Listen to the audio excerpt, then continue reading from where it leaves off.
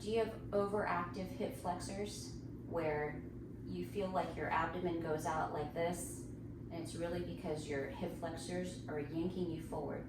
Excessive low back arch, and every time you try to do abs, you feel it pulling and pinching here more than you feel it here.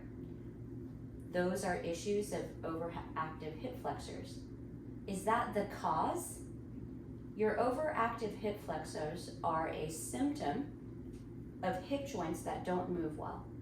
So in order to get rid of this, you need to get your hip joints to move more. But it's not just your hip joints that have to move more. Because you've been stuck like this, it throws the center of your gravity off.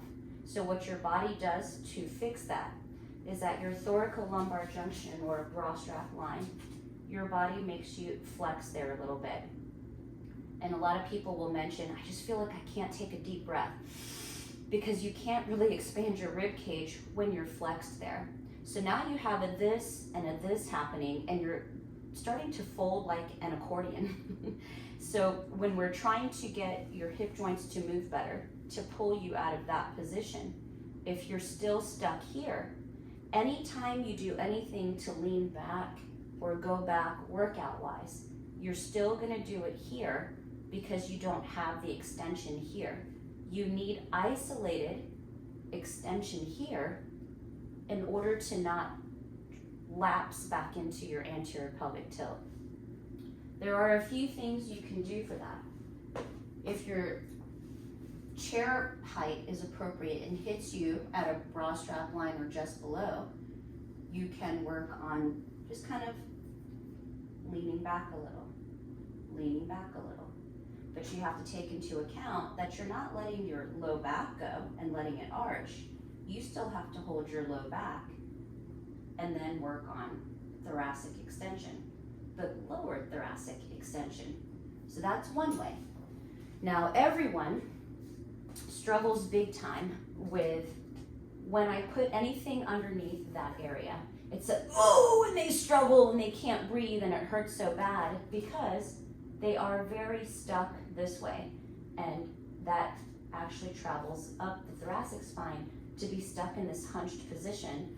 So no wonder why people famously say, I hold all my tension in my shoulders or upper traps. Well, yeah, if you're stuck this way, which forces your head this way, they're only always at tension. So start with something small. You could shove 2 tennis balls in a sock and then find, again, just below bra strap level, put it there and learn to lie back on it and just breathe until you're not doing this anymore, and just let yourself melt over it.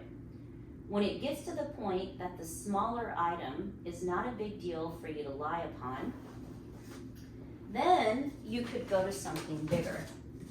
Now, I actually have a video on using a foam roller. It's much tougher. There is a method to it and a process that you can't skip the steps with, or you'll probably never do it again. I don't recommend people doing it without me going over with them, so I would take caution for this.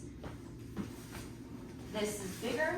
I'm putting it just below bra strap level, and my butt's up in the air, and I'm learning to let my body conform.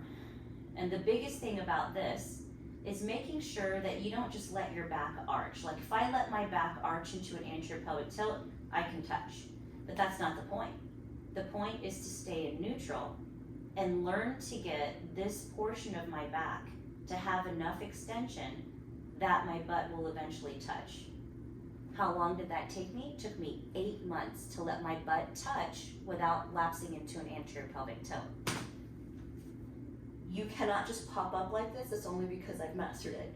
You will have to get up in a very gentle way like this and then come up. That's also in a video on my YouTube.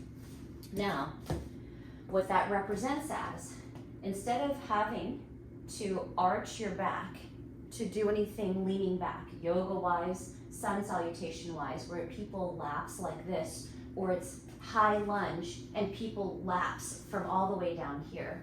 what you can get is that you can exist in neutral at the pelvis level, but at your thoracolumbar junction level, you can extend and get plenty of extension without letting the lower part go. So you have to get hip joint mobility restored, and then you also need thoracic extension restored so that when you do anything leaning back, you don't have to do this. You have it here. So it's not just about how you fold, it is also about how you extend.